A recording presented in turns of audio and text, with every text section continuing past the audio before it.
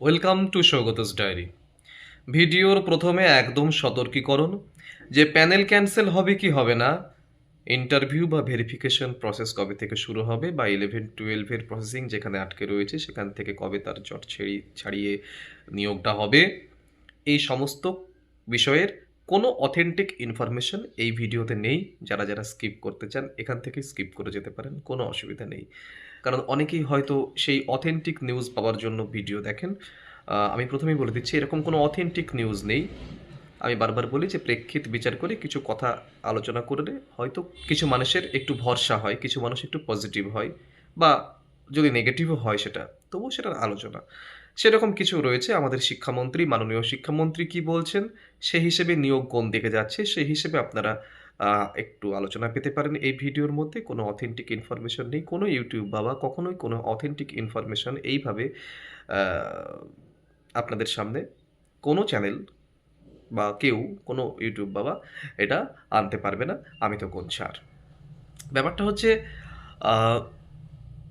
আধিকারিকরা দুর্নীতির সঙ্গে যুক্ত, এই ব্যাপারটা একটা বিরাট ব্যাপার। মানে এই যে সমস্ত প্রসেসিং যে থেমে রয়েছে, কবে শুরু হবে তার মানে তার একটা এই পাওয়া যাচ্ছে, দিক নির্দেশ পাওয়া যাচ্ছে যে যে শিক্ষামন্ত্রী তিনি কিন্তু একটা বেসরকারি চ্যানেলে বসে বলছেন, তিনি চেয়ারে বসে বলছেন না। চেয়ারে বসা মানে চেয়ারে বসে কথা বলা বা নোটিফিকেশন দিয়ে কথা বলা এবং একটা বেসরকারি চ্যানেলে বসে কথা বলবার মধ্যে অবশ্যই পার্থক্য রয়েছে।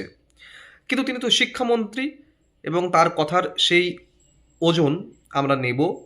সেই হিসেবে তিনি কি বলছেন, একটা খুব ভাইটাল একটা কথা বলছেন, আধিকারিকরা দুর্নীতির সঙ্গে যুক্ত। মানে এসএসসির আধিকারিকরা যারা এতদিন নিয়োগ দিচ্ছিলেন বা এখনো রয়েছেন, সিবিআই চার্জশিট রয়েছে তাদের নামে, এরা কেউ ক্লিন চিট পাননি। সেই সমস্ত মানুষরাই বসে রয়েছেন এসএসসির তত্ত্বাবধানে, তারাই সামলাচ্ছেন এসএসসি।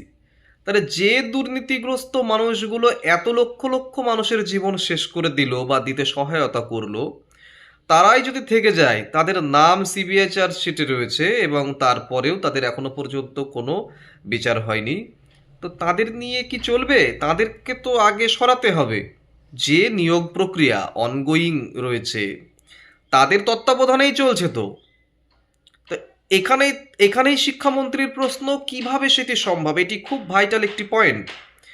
এবার আমরা তো একটু তো জানি বা ক্লিপটাও হয়তো দেখে ফেলেছি, কিন্তু কিন্তু এখান থেকে যেটা মনে হচ্ছে যে খুব তাড়াতাড়ি কিন্তু শুরু হচ্ছে না। যেটা আমরা বারে বারে বলছি যে এই শুরু হবে, এই শুরু হবে, এই শুরু হবে 9-10 ভেরিফিকেশন ইন্টারভিউ।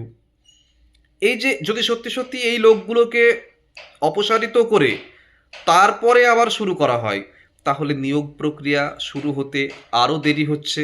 কিছুটা হলেও তো বেশি লাগছে, যেটা আমরা ভাবছিলাম যে এই মাসের শেষের দিকে বা মাঝের দিকে একটা শিডিউল দেবে, সেটার চান্স কতটা? আমার তো মনে হচ্ছে আরও সরে যাচ্ছে, আরও পিছনের দিকে যাচ্ছে। পজিটিভ কথা হাওয়ায় ভাসিয়ে দেয়া যেতেই পারে।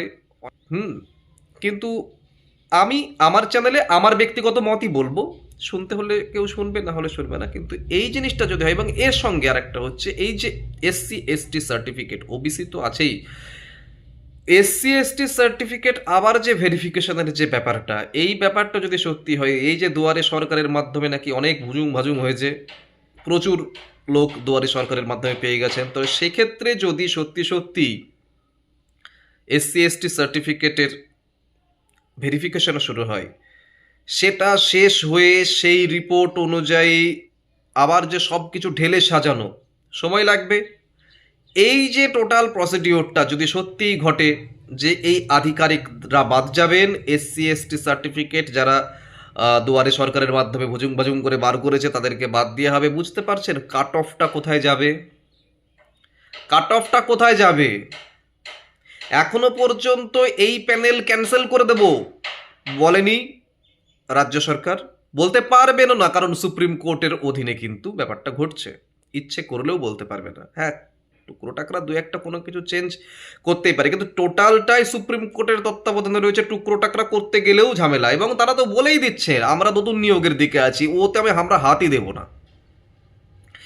এই ক্ষেত্রে যদি এসসি এসটি সার্টিফিকেটের জন্য ওই দুয়ারে সরকারের মাধ্যমে যারা করেছিলেন বা এরকম তারা যদি বাদ যান, তাহলে আবার তারা বাদ চলে যাচ্ছেন। এই ক্ষেত্রে আবার মানে ওয়েটিং যারা রয়েছেন প্রচুর ওয়েটিং ডাক পেতে চলেছেন সেই হিসেবে, এটাকেও মাথায় রাখতে হবে। কিন্তু এই প্রসিডিওরগুলোর জন্য যে লেন্দি হতে চলেছে আমাদের, যে 31 আগস্টের মধ্যে কোনো মতেই সম্ভব নয়, এটা আমি 3 মাস আগে থেকে বলে আসছি, 31 আগস্টের মধ্যে কোনো মতে সম্ভব নয়। কিন্তু এইখানে আর একটা প্রশ্ন জাগে, তাহলে 11-12 যারা রেকমেন্ডেশন লেটার নিয়ে বসে আছে তাদেরকে জয়নিংটা দিচ্ছে না কেন? সেই জয়নিংটা দিলেও তো বোঝা যাবে যে প্যানেলটা বাঁচছে, প্যানেলটা আছে, প্যানেলটা এক্সিস্ট করছে, কিন্তু সেটাও এখনো দিচ্ছে না। এবং ওই সব মিলিয়েই যে ঘেটে ঘ করে রেখে গিয়েছে, এবং এই সমস্ত কিছুর প্রেক্ষিত বিচার করলে আমরা বুঝতে পারছি যে একদম মানে সাম্প্রতিক ভবিষ্যতে কিছুদিন, 7 দিন বা 10 দিনের মধ্যেও কোনো খবর হবে বলে আমি অন্তত মনে করছি না। এই যে আমি কে, আমাকে কিছু মানুষ ভরসা করেন, আমার খুব ছোট্ট চ্যানেল, তবুও যারা আছেন প্রচণ্ড একদম অর্গানিক ভিউজ আমার, একদম প্রত্যেকটি মানুষ যারা আছেন তারা একদম অথেন্টিক মানুষজন, তারা তাদের মধ্যে কিছু কিছু মানুষ আমি কি মনে করছি সেটা জানতে চান ফোন করে। অত মানুষের ফোন ধরা তো সম্ভব নয়, যে কারণে ভিডিও বানানো হচ্ছে এবং প্রেক্ষিতগুলোকে ধরা হচ্ছে। এত যে দুর্নীতির ফাইল খোলা, সে সম্পর্কে যখন জানতে চাওয়া হচ্ছে শিক্ষামন্ত্রীকে, তখন তিনি কি বলছেন যে টোটালটাই কিন্তু সুপ্রিম কোর্টের অধীনে রয়েছে, সুপ্রিম কোর্টের অর্ডারে রয়েছে। এই কথাটাকে মানুষ এখনো নেগেটিভলি নিচ্ছে। আমি বারবার বলছি এই কথাটাকে নেগেটিভলি নেওয়ার কিছু নেই। সুপ্রিম কোর্টের অর্ডারে পরীক্ষা হচ্ছে, তার মানে ভালো হচ্ছে তো, সুপ্রিম কোর্টের অর্ডারই তো পরীক্ষা হচ্ছে। রাজ্য সরকার কোনো সহানুভূতিও দেখাবে না সেই প্যানেলের প্রতি, আবার গিয়ে বলবেও না যে এটাতে মানে প্রবলেম রয়েছে, ক্যান্সেল করে দাও, এরকম কোনো কিছু তো আমরা এখনো পর্যন্ত দেখছি না। শুধুমাত্র বিভিন্ন ভেরিফিকেশন বলুন বা বিভিন্ন রকমের যে নতুন যে মানে একটু গুছিয়ে বসতে যে সময়টুকু লাগছে, এই সমস্ত কিছুর জন্য দেরি হচ্ছে। কিন্তু এখনো পর্যন্ত অফিসিয়ালি কোনো রকমের স্টে, কোনো রকমের স্থগিতাদেশ, কোনো ধরনের নেগেটিভ কোনো কিছু এই 2025-এর প্যানেলের প্রতি আসেনি। কোনো কিছু বাইরে যাবে না, সুপ্রিম কোর্টের অর্ডারের কোনো কিছু বাইরে যাবে না, এই যে তিনি বারবার বলছেন। যদি ইন ফিউচার হ্যাঁ কোনো চেঞ্জ হয়, সুপ্রিম কোর্টের নির্দেশেই সেটা চেঞ্জ হবে। এই যে 10 নম্বর নিয়ে এতজনের এখনো প্রশ্ন, কতজন যে বিগত 7 দিনেও ফোন করে জিজ্ঞাসা করেছেন যে 10 নম্বরের কি হতে পারে। 10 নম্বরের কিচ্ছু হবে না। আমি মনে করি 10 নম্বর যা আছে তাই থাকবে, 10 নম্বর পরে দেবে না। হয় 10 নম্বর যা আছে তাই থাকবে, অথবা দুটো প্যানেলকে আবার আলাদা করবে কিনা বা আদৌ করতে পারে কিনা সেসব নিয়ে ভাবনা চিন্তা হতেই পারে। যদি 2016-কে আলাদা করে দেয় তাহলে তাদের তো অবশ্যই কোনো মানে 10 নম্বরের প্রয়োজন পড়ছে না। তো এই ধরনের অনেক কিছু, যেহেতু একটা একটা এই যে নিস্তব্ধতা, এই বিষয়ে যে মুখ না খোলা, তার মানে ভেতরে ভেতরে কোনো কিছু ডিসিশন নেওয়া চলছে। যেহেতু জটিল ব্যাপার, তাই জট ছাড়াতে হয়তো সময় লাগছে। একটা কথাই বলবো, এখনো পর্যন্ত প্যানেল ক্যান্সেল হওয়ার কোনো রকমের কোনো কিছু ঘটছে না, এই যে এত কিছু বিচার করে এটুকু মনে হয়। কারণ অফিসিয়াল কোনো জিনিস তো নেই, অফিসিয়াল কোনো রকমের কোনো স্থগিতাদেশ নেই, কোনো নেগেটিভ কথাবার্তাও পর্যন্ত এখনো পর্যন্ত নেই। হ্যাঁ, একটু সময় আরও হয়তো লাগবে, কিন্তু হবে, নিয়োগ হবে। যারা সত্যি সত্যি সন্দিহান হয়ে রয়েছেন, যারা সত্যি সত্যি আশঙ্কিত, একটাই কথা বলবো, বারবার বলি, প্রতি ভিডিওতে বলি, আবার বলবো, সেটা হচ্ছে যদি ক্ষমতা থাকে, যদি বয়স থাকে, যদি পড়াশোনায় মন যদি থাকে, যদি এন্থু যেটাকে বলা হয় সেটা যদি থেকে থাকে, সামনে আপার প্রাইমারিটা আসছে, আপার প্রাইমারির জন্য পড়াশোনা শুরু করুন। যদি একই সঙ্গে দুটো চাকরিও পান, আপার প্রাইমারিটা করুন, এই প্যানেলে থাকবেন না। এই প্যানেলের ভবিষ্যৎ বা কি হতে চলেছে, আজ থেকে 7 বছর পরে আবার কি হতে চলেছে, আমরা কেউ কিচ্ছু জানি না। গন্ডগোল তো প্রচুর আছে, খিচুড়ি তো ভালো রকমের পাকিয়ে গিয়েছেন। যদি দুটো চাকরিও পান, আপার প্রাইমারি করবেন, এটা নয়। এটা আমি সবাইকে সাজেশন দিচ্ছি। আর যারা অন্য প্যানেল থেকে এই প্যানেলে আসার জন্য ভাবছেন, বা কালকে একজনও ফোনও করেছিলেন আমাকে যে আমাদের সঙ্গে পেয়েছেন তিনি, আমার থেকে বয়সে বড় তিনি। তো আমাকে বলছেন যে আসা কি উচিত হবে? না, আসা উচিত হবে না, কোনো মতেই আসা উচিত হবে না এই প্যানেলের মধ্যে। ফ্রেশার ভাই বোন যারা রয়েছে তাদের তো চাকরি দরকার, তারা পেয়েছে, তারা মানে মানে তাদের আর কোনো উপায় নেই। এই প্যানেলটাতে তারা র্যাঙ্ক করেছেন, তারা চাকরি পেয়েছেন, তারা চাকরি করুন।